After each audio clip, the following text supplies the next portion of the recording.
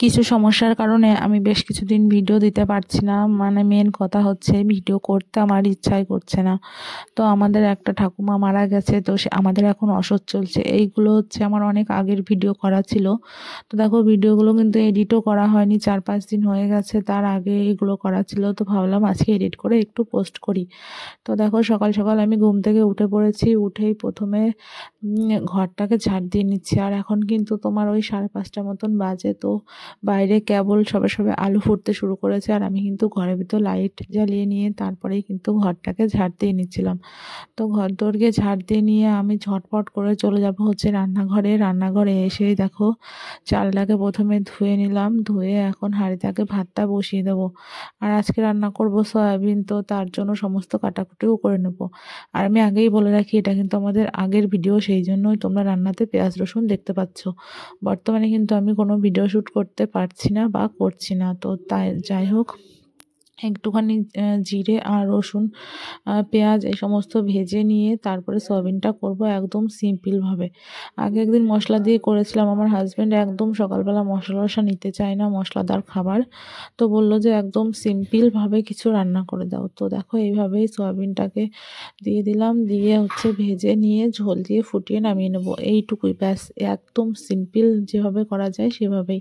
আর ওইদিকে যেহেতু আমি ভাতটা অনেকটা আগে বসিয়ে দিয়েছিলাম, আমার ভাতটাও কিন্তু হয়ে গেছে।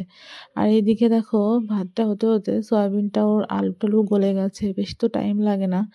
আর এইদিকে আমি একটুখানি গাজর আর আলু কেটে নিয়েছি, এইটাকে হচ্ছে ভাজা করব। তো দেখো রান্নাবান্না করে টিফিনপত্র গুছিয়ে নিয়ে আমি চলে এসেছি এখন বিছানাটা তুলতে। আর আজকে কিন্তু বাইরে ভালোই ঠান্ডা পড়ছে। এমনি সময় কাজ করার সময় গায়ে কিন্তু চাদর টাদর রাখি না, কিন্তু আজকে বেশ শীত। তো যাই হোক, এখন চলে এসেছি রান্না করতে। এসে দেখো রান্না করতে না, বিছানা তুলতে।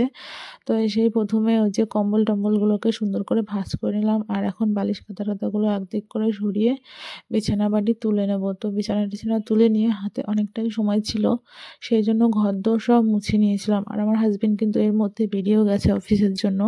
তো দেখো সব ঘরদোর মুছে ধুয়ে একদম সাফ সাফাই করে নিয়েছি সকাল সকাল। আর এখন একটু নিজেকে টাইম দেব, এখন খেয়ে নেবো একটুখানি চা। আর এই যে চায়ের সাথে আমি কিন্তু টোস্ট বিস্কুটই বেশি পছন্দ করি, কিন্তু আজকে একটু নোনতা বিস্কুট এনেছে, তো ভালোই লাগছিল। যাই হোক খেয়ে নিলাম। তারপরে আমাদের নিজেদের রান্না বান্না করে নিয়েছিলাম। আর ওই রান্নাবান্নার পরে আর আমি আর ভিডিও করিনি, কারণ বারবার রান্না দেখতে তো তোমরা বোর হয়ে যাবে। তো যাই হোক, সেই জন্য আমি আর পরে রান্নার ভিডিওগুলো করিনি। তারপরে একবারে স্নান করে নিয়েছিলাম, আর স্নান করে নিয়ে চলে আসলাম ঘরে।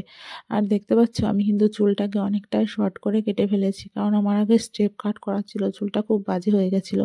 সেই জন্য এবার আবার চুলটাকে ভাবছি বড় বানাবো, তাই সমান করে নিলাম। আর তারপরে খাওয়া দাওয়া সেরে একটা ঘুম দিয়ে নিয়েছিলাম। আর রাত্রিবেলা একটা নিমন্ত্রণ ছিল, সেখানে যাওয়ার জন্যই রেডি হয়ে গেলাম। তো ভিডিওটা কেমন লাগলো